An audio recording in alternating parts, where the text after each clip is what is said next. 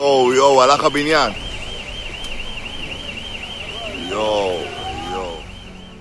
ইসরায়েলের প্রধানমন্ত্রী Benjamin Netanyahu ইরানের সঙ্গে ক্ষেপণাস্ত্র বিনিময়ের সময় ইসরায়েলিদের ক্ষয়ক্ষতির সঙ্গে নিজের ছেলের বিয়ের পরিকল্পনা বাতিলের ঘটনাকে তুলনা করেছেন।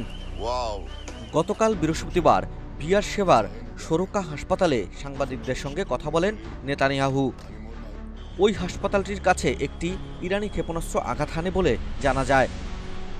তিনি বলেন, সমগ্র ইসরায়েলবাসী এর মূল্য দিচ্ছে। আমরা এক ধরনের আকস্মিক হামলার মধ্য দিয়ে যাচ্ছি এবং আমরা তা অত্যন্ত সাহসিকতার সঙ্গে মোকাবেলা করছি। তিনি বলেন, এই হামলায় মানুষ আহত হয়েছে, পরিবার তাদের প্রিয়জনদের হারিয়েছে। আমরা প্রত্যেকেই এক ধরনের ব্যক্তিগত মূল্য দিচ্ছি। তিনি বলেন, আমার পরিবারকেও ছাড় দেয়নি।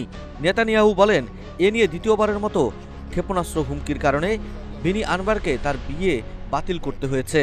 আর এমন কথা বলে ইসরায়েলে তীব্র সমালোচনার মুখে পড়েছেন নেতানিয়াহু।